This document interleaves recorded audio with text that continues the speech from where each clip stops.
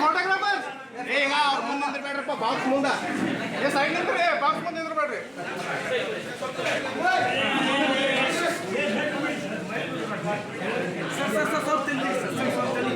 Sir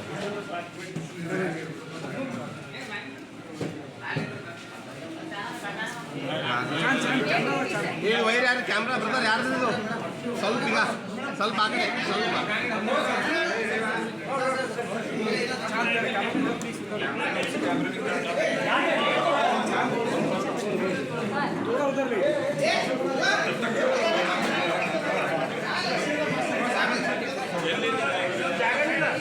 ಸ್ವಲ್ಪ ಚೆನ್ನಾಗಿ marks ಚೆನ್ನಾಗಿ ಬಂದರೆ ನಾವು ಪಾಸ್ ಆಗ್ತೀವಿ. ಸೊ ಖಂಡಿತವಾಗಿ ಬರ್ತಕ್ಕಂಥ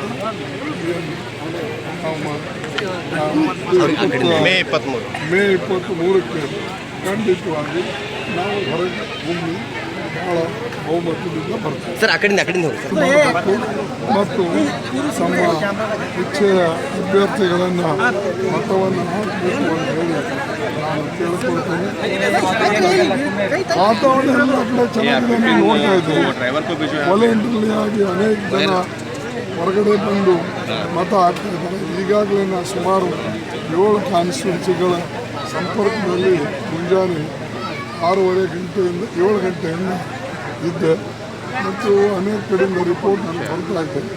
ಸಾಕಷ್ಟು ಜನ ಮತದಾನ ಕೆಲವು ಕಡೆ ಸ್ಲೋ ಆಗಿದೆ, ಕೆಲವು ಕಡೆ ಈ ಮಷೀನ್ಸು ಫಾಲ್ಟ್ ಇರೋದ್ರಿಂದ ಅನೇಕ ಕಡೆ ಆ ಮಷೀನ್ಸ್ ಫಾಲ್ಟ್ ಬಗ್ಗೆ ಕೂಡ ತಕರಾರು ಮಾಡ್ತಾ ಇದೆ.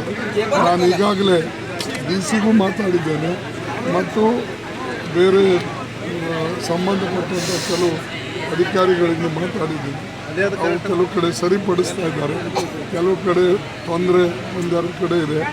ಅದು ಸರಿಪಡಿಸಿ ಒಳ್ಳೆಯ ರೀತಿಯಿಂದ ಚುನಾವಣೆ ನಡೆಸಬೇಕು ಅಂತ ನಾನು ಚುನಾವಣಾ ಅಧಿಕಾರಿಗಳಿಗೆ ಕೇಳ್ಕೊಂಡಿದ್ದೇನೆ.